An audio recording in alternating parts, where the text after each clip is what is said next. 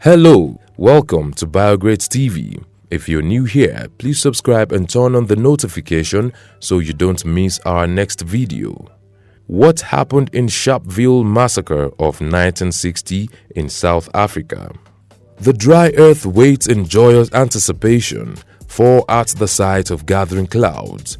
Rain is sure to follow, but this rain came before the thick clouds, and when the clouds cleared, indeed, Sharpville's earth was wet, nay, soaked and colored in crimson red, for it had rained not water from the skies, but biting steel bullets shot from the white man's guns. That was by Ovie Modi. On the 21st of March 1960, the event that came to be known as the Sharpville Massacre occurred at the police station in the South African township of Sharpville. Sharpville was built in 1943 to replace another nearby township, Topville, which was overcrowded and rife with illnesses like pneumonia. To tackle the diseases, black Africans were removed from Topville beginning from 1958 and the lands were sold to the whites. Approximately 10,000 Africans were forcibly removed from Topville and relocated to Sharpville. Soon, unemployment rate and crime increased in Sharpville. Since the 18th century, South African governments had made measures to restrict the flow of black South Africans into cities. Past laws were updated in the 1950s to control and direct their movement and employment. Persons above 16 years of age were required to carry passbooks, which contained their personal information and movement log. From the 1960s, the pass laws were the major instrument used by the state to detain and harass its political opponents. It was an offense to be found at any time without a passbook as a black African. The African National Congress (ANC) had planned to initiate a campaign protest against pass laws, and these protests were scheduled to commence on the 31st of March 1960. But the rival Pan-Africanist Congress (PAC), led by Robert Sobukwe, decided to launch its own campaign 10 days earlier because they believed that the ANC could not win the campaign. The PAC felt that the ANC had betrayed the principles by cooperating with other racial groups like Indians and sympathetic whites. Extremists in the PAC insisted that there was no place for whites or Indians.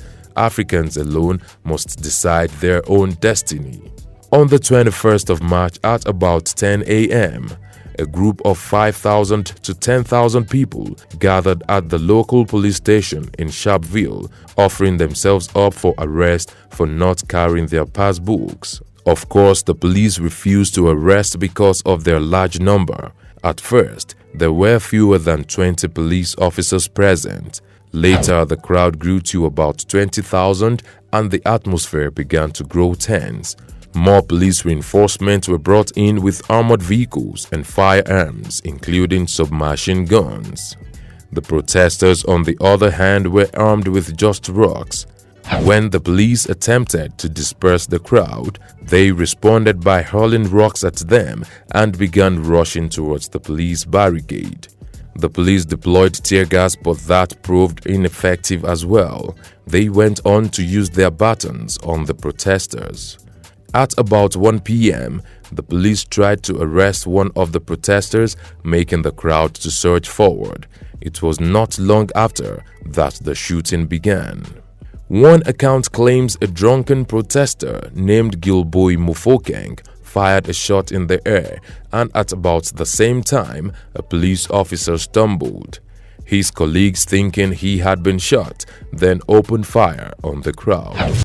The shooting lasted for less than 2 minutes, but by the time it ended, about 69 persons lay dead, while about 180 were injured. Most of the people were shot at their backs, indicating they were running away from the police when they got shot. More died later from injuries sustained, and many who survived became paralyzed.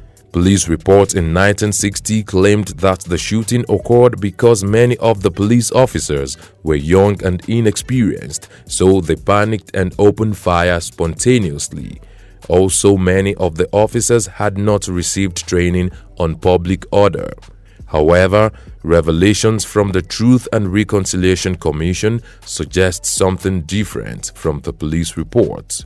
The evidence of commission deponents reveals a degree of deliberation in the decision to open fire at Sharpville and indicates that the shooting was more than the result of inexperienced and frightened police officers losing their nerve. A part of the report reads, "There was an immediate uproar among South Africa's black population. In the following weeks, strikes, protest marches, and demonstrations were rampant. On the 30th of March 1960, the government declared a state of emergency and detained more than 18,000 people, including prominent anti-apartheid activists. A storm of international protest also followed the Sharpville Massacre, including sympathetic demonstrations in several countries and condemnation by the United Nations.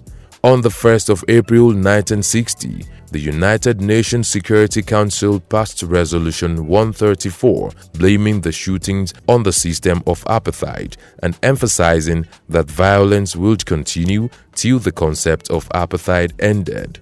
Sharpville marked a turning point in South Africa's history as it became increasingly isolated in the international community. By the following year, South Africa left the Commonwealth of Nations. Following the Sharpville Massacre, the PAC and ANC were banned and declared illegal organizations. These groups in turn shifted from passive resistance to armed struggle after the Sharpville episode. The ANC established an armed wing called Umkhonto weSizwe, while the PAC had Pogo. Since 1994, the 21st of March is commemorated as Human Rights Day in South Africa. When a new constitution was to be signed into law on the 10th of December 1996, President Nelson Mandela chose Sharpville as the site for the signing of the constitution. In memory of the Sharpville Massacre, UNESCO marks 21st March as the yearly International Day for the Elimination of Racial Discrimination. At the 42nd anniversary of the massacre, held on the 21st of March 2002, a memorial was opened by former President Nelson Mandela as part of the Sharpville Human Rights Arcade.